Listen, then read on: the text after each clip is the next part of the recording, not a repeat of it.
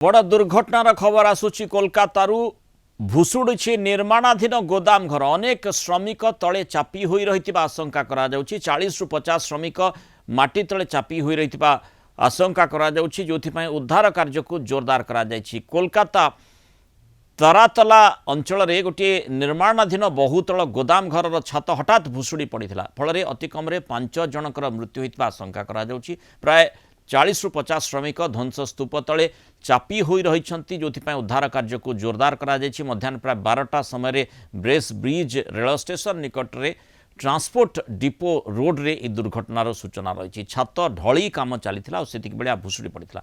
प्रारंभिक सूचना जहाँ रही गतकाल प्रबल वर्षा जोगु निर्माणाधीन कोठार कंक्रीट ढांचा दुर्बल हो जाइथिला। दुर्घटना समय सेठी प्राय 50 रु 60 जन श्रमिक काम करथिले बोली कहा जाउछि। परिस्थितिर गंभीरता को देखि उद्धार कार्य पई भारतीय सेना को मध्य डका जाइछि। कोलकाता पुलिस विपर्य परिचालना टीम एवं अग्निशम बाहिनी मध्य घटनास्थल में मुतयन अछंती। गैस कटर बुलडोजर एवं क्रेन साहाय्य लुहा बीम एवं कंक्रीट स्लैब काटी फसी रहितबा लोकंकु बाहर करबा पे उद्धार करबा उद्यम जारी रही। उद्धार होइतबा श्रमिकों को चिकित्सा पे तुरंत एसएसकेएम हॉस्पिटल को पठा जाइछि। पश्चिमबंग सरकार पक्षरु जरूरीकालीन कंट्रोल रूम खोला जिबा सह हेल्पलाइन नंबर भी जारी होइछि।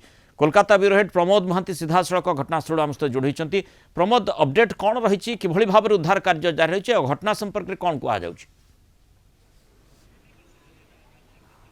देखो तो मुन्ना बाबू आम जानची जे ताराताल जो बहुतल गोडाउन थिला एवं से 3 महला आज ढलई कार्य चली ढलई कार्य तो निम्नमानर सामग्री थिला बोली अभियोग अच्छी। तेणु से ढलई तले जो लुहा बीम थिला कार्य तो से बीमटा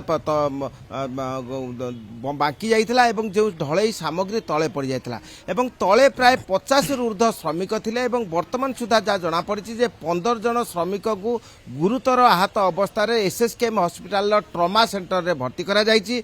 6 जनक मृत्यु घटी एवं एबे भी 10 जन आशंकाजनक अवस्था रे अछंती एवं सेमान को अस्पताल को नेबार व्यवस्था करा जाइछि एवं जो 50 जन ऊर्ध्व तले रहिछथि बोली आशंका करा जाउछि सेमान को उद्धार करबा पई विपर्य मुकाबिला दल युद्धकालीन तत्परतार कार्य करुछि। सेना बाहिनी यह मध्य पहुंचती। मुख्यमंत्री शुभेन्दु अधिकारी निजे प्रत्यक्ष तत्वावधान नबान करुछंती। कंट्रोल रूम खोला जाइछि एवं राज्य पुलिस ए विषय रे तत्परता प्रकाश करिछि एवं स्थानीय लोक माने मध्य आगे आछंती एवं घटनास्थल रे मंत्री अग्निमित्रा पाल, इंद्रनील खान एवं अन्य जनप्रतिनिधि माने पहुंचंती एवं युद्धकालीन तत्परता रे जो 50 जन रु ऊर्ध्व श्रमिक अछंती तले अछंती सेमान को किपरि उद्धार करा जिवो कार्य चलीछि एवं बहु तले रही अटकी रहिथिबा श्रमिक माने क्रंदन करछंती, चित्कार करछंती। किंतु परिस्थिति एभली होइछि जे बीम गुडिक अछि से बीम रु वर्तमान सुधा बाहर ऊपर को बाहर करा जाउछि क्रेन द्वारा एवं ये बाहर करबा परे जो श्रमिक मानक बाहर कर संगे संगे अस्पताल को निया जाउछि। तेणु यही विपज्जनक परिस्थिति कहीं उपजिला ए विषय नहीं वर्तमान प्रश्न उठी। कारण आम जानती जे निकट रही कोलकाता विमान कोलकाता बंदर एवं सेठारे बहु सामग्री यही बहुतल गोडाउन रही थाए अनेक गोडाउन यही अंचल रही। तेणु यही गोडाउन जो निर्माण कार्य करा जाउछि तार कार्य तो जो नियम अनुबंधन रहिबा कथा ता पालन करा जाय नाही एवं दीर्घ दिन धरी कार्य चलीथिला बोली स्थानीय लोक माने कहंती एवं प्रशासन कहीं कि जेहेतु अनेक श्रमिक एबे मध्य फसी होई रहिछंती जहाँ आपण सूचना प्रमोद दउछंती अंततः किभली सेमान को उद्धार करा जाय पाइबो। 15 रु अधिक श्रमिक जो माने गुरुतर रहिथिले सेमान को तुरंत हॉस्पिटल को स्थानांतर करा जायतिला। ता भितर जहाँ आपण सूचना दउछंती 6 जनकर मृत्यु घटिछि।